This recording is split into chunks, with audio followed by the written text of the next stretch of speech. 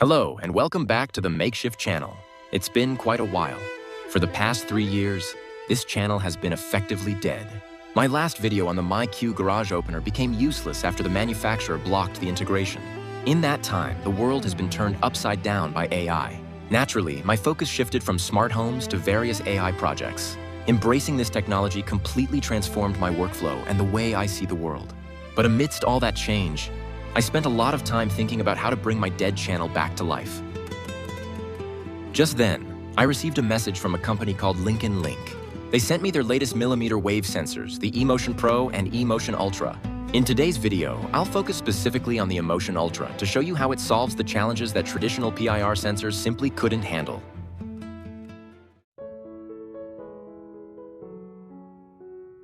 Alright, let's dive into the features of the eMotion Ultra sensor. Unlike standard PIR sensors, this device uses mmWave radar technology. So it goes far beyond simply detecting whether someone is present. It can pinpoint exactly where a person is and track their location in real time. And it's not just one person, it can track up to 4 people simultaneously. By using a 60 GHz radar band, it captures even the tiniest movements. It even detects the subtle chest movements of breathing, so it never loses track of you, even when you're sitting perfectly still. Think about standard PIR sensors. You walk into a room, the lights turn on. But what happens when you stand still and stop moving? Because there's no motion, it assumes the room is empty and often turns the lights off on you. In other words, they struggled to maintain presence detection without constant motion. But the eMotion Ultra is different. Thanks to its precision, you can divide a room into specific zones and trigger different automations depending on exactly where you are. It also features built-in light, temperature, and humidity sensors, providing essential environmental data for your automations. Plus, with its Bluetooth low-energy gateway function, it can even collect data from other sensors located further away. It also has a built-in IR blaster, allowing it to act as a universal remote control. This means you can control TVs, air conditioners, or any appliance that uses an infrared remote. Best of all, by integrating with Home Assistant via MQTT, you can implement powerful features locally without relying on the cloud. So in today's video, I'll connect the eMotion Ultra to Home Assistant and create 2 specific automations using local data. First, when I sit on the basement couch, the TV will turn on automatically after a moment. And I'll use the IR learning feature to turn on the electric heater as well. Second, I'll set up a zone along the path from the basement to my study. If it detects me moving toward the study, it will turn on the lights. Conversely, if it detects me leaving the study and heading up to the first floor, it will automatically turn the lights off. Right now, the eMotion Ultra is probably the only device capable of achieving this level of precise motion tracking automation in a typical home. If you're interested, I've listed the links in the description below where you can find the best purchasing options and any available updates. Alright, the products from LinknLink have arrived. There are a total of 3 items inside the box. In the middle is the eMotion Pro, on the right is the eMotion Ultra, and on the far left is a temperature and humidity sensor with a built-in display. A power adapter isn't included, so just use the included USB-C cable to power it up. The Pro and Ultra look very similar, with no major visible differences on the outside. One unique thing about the Ultra is that a temperature and humidity sensor is built right into the USB cable itself. Each sensor comes with a mounting bracket. One side has 3M tape, and the other uses a magnet to attach to the sensor body. Also, this separate temperature and humidity sensor connects via BLE. Since only the Ultra supports the BLE gateway function, it can only be connected to the Ultra, not the Pro. I haven't set up the app yet, but this sensor is already displaying the current temperature and humidity here. The only other device in my house that displays humidity is the dehumidifier down in the basement. Of course, this isn't a perfect way to verify accuracy, but the reading on the dehumidifier matches this sensor's value quite well. I mentioned earlier that this sensor only connects to the Ultra, and that the Ultra's cable also has its own built-in sensor, right? At first, I didn't really understand the point of having 2 separate temperature and humidity sensors connected like this. Later on, I'll show you exactly how to make the best use of this setup and why it's useful. Now let's install the app and connect these devices to get started. It's not much different from most other smart products. For Android phones, search for LinknLink in the Google Play Store and install the first app that pops up. Once installed, tap the icon to launch the app. You need to create an account and log in first, but I'll skip that part. Tap Add Device. I'm going to connect the eMotion Ultra first. Now select Add a new device. The category to install is E-Series hubs and sensors at the very top, and then choose Radar Presence Sensor at the bottom. Yes, just as the name suggests, it really is a radar sensor. Now check if the LED on the eMotion Ultra is blinking every second. If it's not blinking, try reconnecting the power. This screen is asking you to make sure Bluetooth is turned on. On the next screen, tap the Wi-Fi selection button to scan for nearby networks. Select your home Wi-Fi from the list and enter the password. This screen shows that the Wi-Fi is connecting.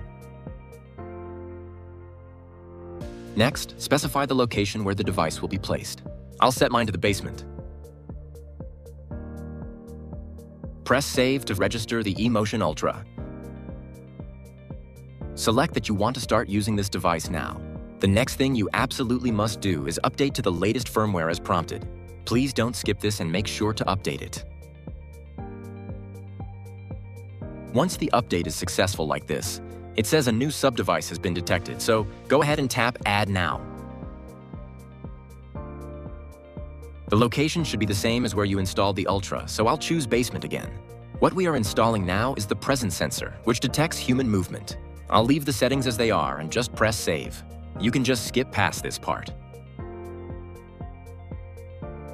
Please take some time later to read through the installation guide carefully.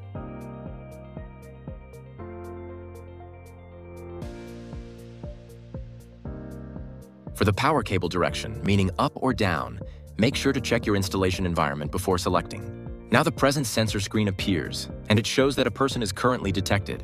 It shows my location, but sometimes when I move, it might look like two people are being detected. This is called ghosting. It usually disappears when connected locally with Home Assistant later, so it's not a big issue. Once you finish setting up the Ultra's presence sensor, shortly after, it says a new sub-device has been detected. So once again, go ahead and tap Add Now. These actually refer to the Ultra's built-in light, temperature, and humidity sensors. So you'll just need to add them separately, one by one. As for the separate temperature and humidity sensor that connects via BLE, just place it near the Ultra. Click the plus button, select the sensor, and you're all set.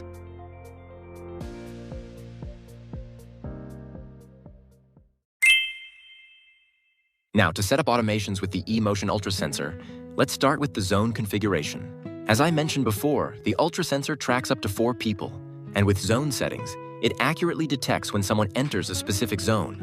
By using this feature and linking it with Home Assistant later, we can create some incredibly useful automations. For this demo, I installed the Ultra sensor in a specific spot in my basement, facing the couch. If I move around facing the sensor like this, you can see my movements showing up on the app's radar screen in real time. Since the app shows the radar's perspective, it should perfectly match your actual movements. If left and right seem flipped, please double-check that the power cable is plugged in the correct direction.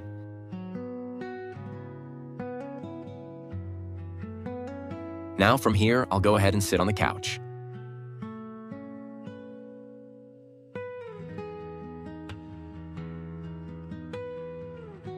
You can see my movements updating in real time on the app, right?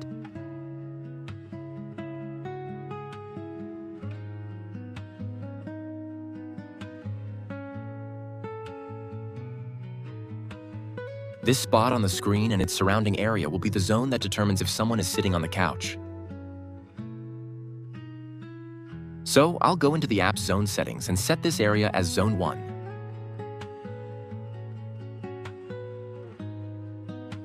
This is for our first automation, where sitting on the couch will automatically turn on the TV and electric heater.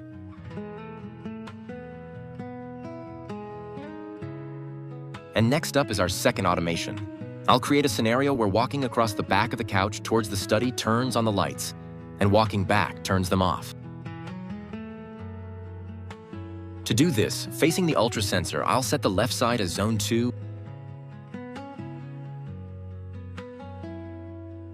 and the right side as Zone 3.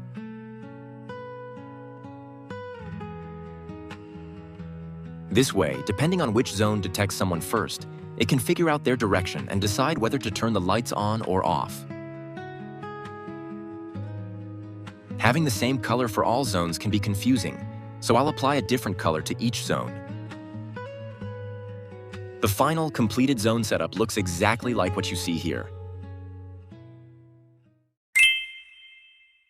Now let's look into how to connect the eMotion Ultra to Home Assistant.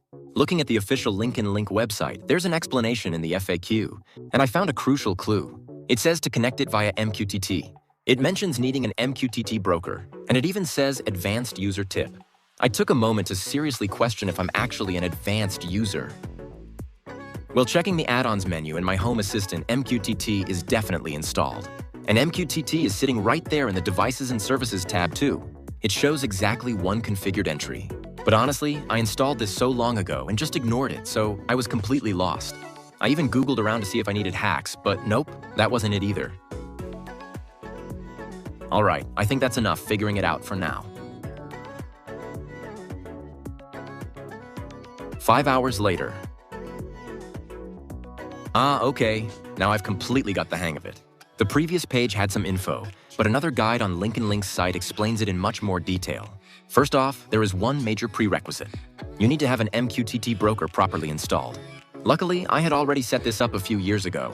The official guide actually recommends watching an MQTT setup video by the channel Everything Smart Home. I actually used that exact video to set mine up years ago. I'll leave a link to it in the description below. So, if your MQTT broker is set up correctly, when you go to Settings and then People, you should see MQTT Broker and MQTT Client on the list. If you click on MQTT Broker here, you can find the username you set up previously. In my case, it's MQTT Broker all lowercase with no spaces. Make sure to keep this username and your password handy. Once you have those credentials, you're completely ready to connect the sensor. Now hop back over to the LinknLink app on your phone and select the eMotion Ultra. Tap the 3 dots in the top right corner and go into the MQTT connection menu. Tapping IP address prompts you to enter a URL. Just type in the local IP address of your Home Assistant. For the port number, you can just leave it as the default, 1883. For account, type in the exact username we just checked in the Home Assistant People menu. Enter your password as well and hit Save. It might look like nothing happened, but if you check the MQTT connection menu again, you'll see the status has changed to Connected. Alright, let's head back to Home Assistant. If we check MQTT under Devices and Services, the number of devices has jumped to 2. The BLE temp and humidity sensor we paired earlier is showing up nicely, and the eMotion Ultra sensor itself is successfully connected, giving us a full view of all these entities at a glance. It provides way more detailed and diverse entities than I expected. By just combining these, building our planned automations should be a breeze. Of course, you can also check the exact same MQTT device status on the Home Assistant mobile app. Tapping the eMotion Ultra in the app lets you monitor every sensor state at a glance, just like on the PC.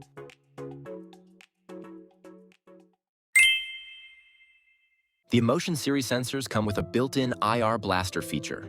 This can replace most TV or AC remotes, and it also offers a custom feature to directly learn and replicate IR signals for less common devices. So, the first automation we'll build is having the TV and electric heater turn on automatically when someone sits on the couch.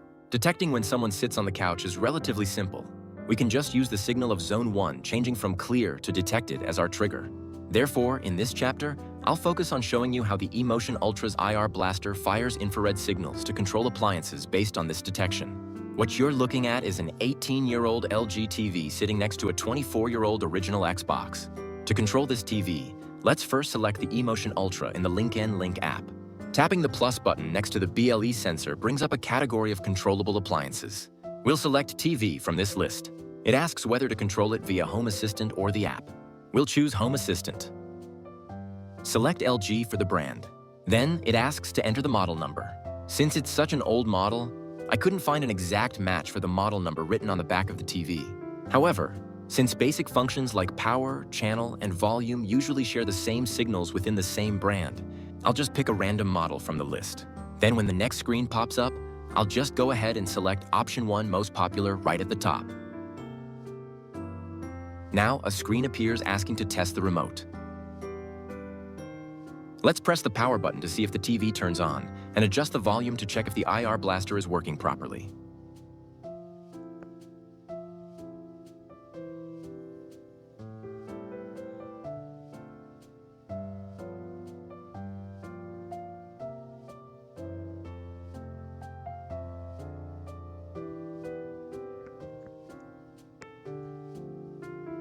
Yes, it works perfectly.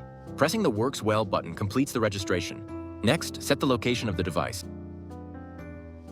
And I'll name it LG 47-inch TV.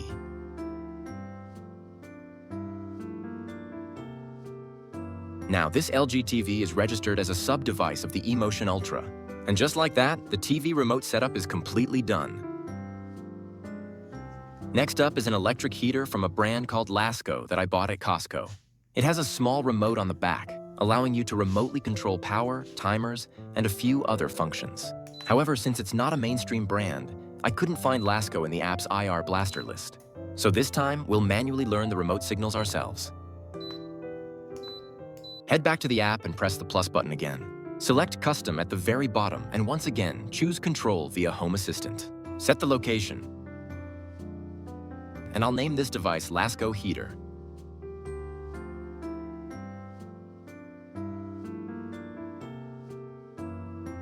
You'll see several buttons on the screen. Let's map the heater's power button to button 1 first. Press Start Learning, and then point the heater's remote at the eMotion Ultra and press the power button.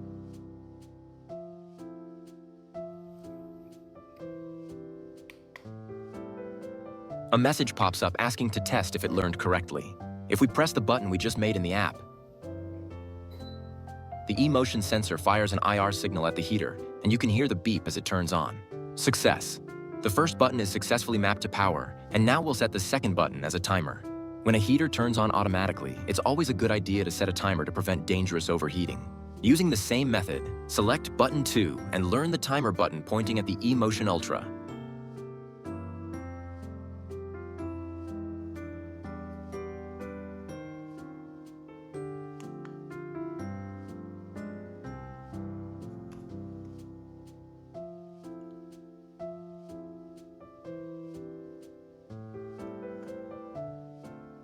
Now both buttons are learned, and to avoid confusion, let's rename them to Lasco Power and Lasco Timer respectively. With this, the remote setup for both devices is completely finished. Let's head back to Home Assistant. If you look under MQTT, the number of devices has increased, and you can see the Lasco Heater and LG TV newly added. Now let's jump straight into setting up the automation from the eMotion Ultra menu. As I mentioned earlier, we'll use the Zone 1 present state we just saw as our automation trigger. And since this involves turning on a heater, it'd be great to add the current temperature as a condition too. Click on Automation. For the trigger, make sure to exactly select Zone 1 present started detecting motion. For duration, you can enter whatever time works best for your environment. Next, let's add the temperature to the and if conditions. Click on Device, search for Ultra in the list,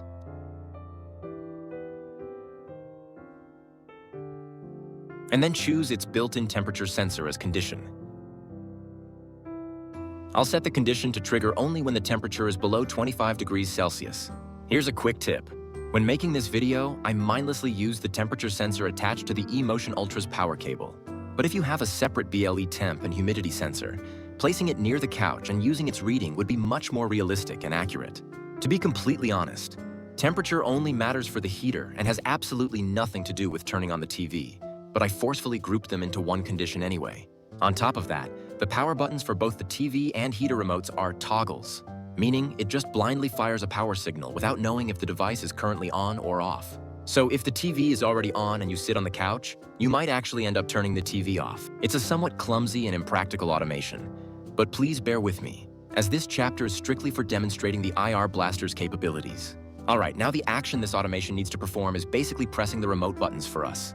Search for Lasco in the action device list and select the power button. Then, go ahead and add the timer button as well.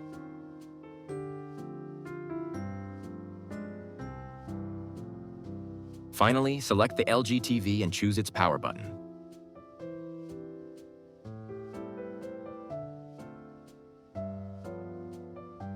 But if we leave it like this, as soon as the conditions are met, all three IR signals will fire almost simultaneously, and the devices might not register them properly. So, for stable operation, I'll add a 2-second delay between each action. And there we go. The automation setup is finally complete. Now, I'll personally walk over to the couch and sit down.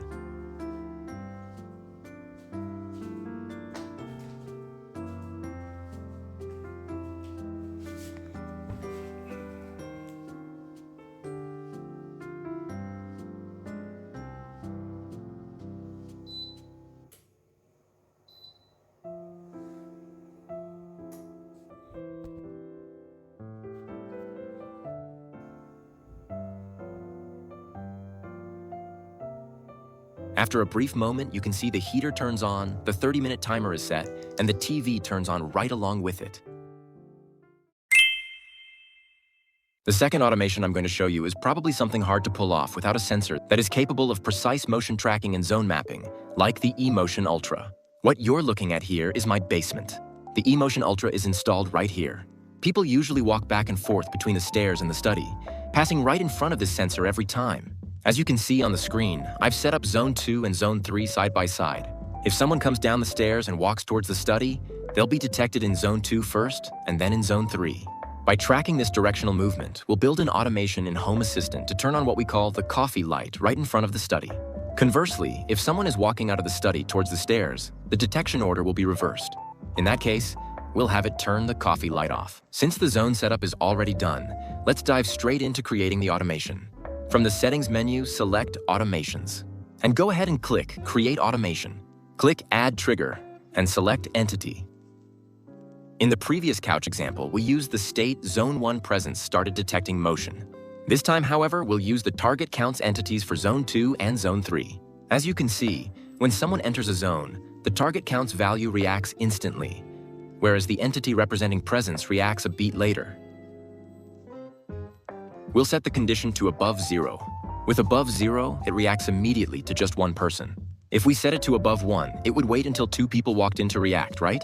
Click the X to close this, then click the 3 dots in the top right corner and select Duplicate to copy the trigger we just made. Of course, we need to change the entity for this new trigger so it links to the target counts for Zone 3. Now go back to the first trigger, click the 3 dots, and select Edit in YAML. Then manually type in the ID for this trigger as Start Zone 2. Do the exact same thing to assign an ID to the Zone 3 trigger. We'll skip the condition section in the middle for now, but if you were to add the eMotion Ultra's built-in illuminance sensor value as a condition, you could make the light turn on only when it's dark. Now it's time to add an action. Select Choose from the list.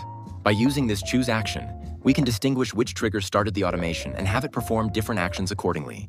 It might look a bit complicated, but let's set up Option 1 first. Click Add Condition under Option 1. Select Triggered By, hit the plus button, and you can choose one of the 2 IDs we set up earlier. Let's select Start Zone 2 here. Then click the small Add Action button right below it. The action we want to execute here is Wait for a Trigger. Since the automation started because someone was detected in Zone 2, it's now getting ready to turn on the light while waiting for that person to be detected in Zone 3. Click Add Trigger again, and set up the condition for Zone 3's target count to become above 0. Oh, and there's a very important point here. You must set the timeout to about 5 seconds, and make sure to uncheck the Continue on Timeout option. This ensures that if the person doesn't pass through within 5 seconds, it simply cancels instead of misfiring. Now, let's specify the final action to execute when this wait condition is met. Since I'll be controlling a light and already have a light device set up, I'll select the Light option. I've since removed it, but there used to be a coffee station right here, so the light is still named Coffee Light. Set the action to turn on this coffee light. Once you've done that, duplicate this entire Option 1 to create Option 2. In Option 2, we're assuming the scenario where someone is walking out of the study towards the stairs. So you just need to set the conditions exactly in reverse and set the action to turn off the light, right? While I set up Option 2 on the screen, let me share an idea on how to utilize this feature. I live in a single-family house, but many newly built apartments these days have a feature that lets you call the elevator from inside your home. I once read a post about someone linking this with a home assistant automation. If you add a few conditions to prevent false triggers, I imagine apartment dwellers could have the elevator called automatically just by walking down the hallway towards the front door during the busy morning rush. I checked with the manufacturer, and they said this device is only for indoor installation and isn't recommended for outdoor use. But even with that indoor limitation, I think it can be used in various smart ways, like for home security purposes. Alright, once you're done setting up Option 2, there's one last crucial step. Click the 3 dots at the very top of the automation and select Change Mode. You need to change the execution mode of this automation to parallel for it to run smoothly. Now hit Save and give your automation a name. For those of you who prefer to edit directly in YAML mode, I'll display the full code on the screen. You just need to replace the long, complex strings for the target counts with your own entity IDs.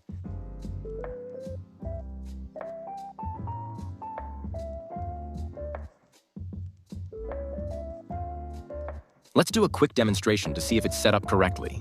First, I'll walk by with my phone screen up so you can see how the entity values change.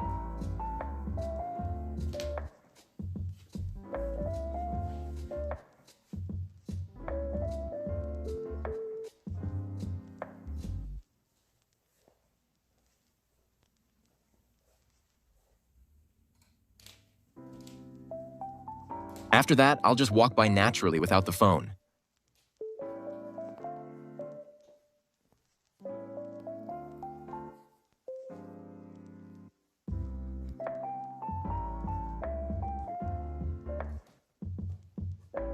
Well, that's all I have for you today. If you're interested in this device, be sure to check the description below for the purchase links and details.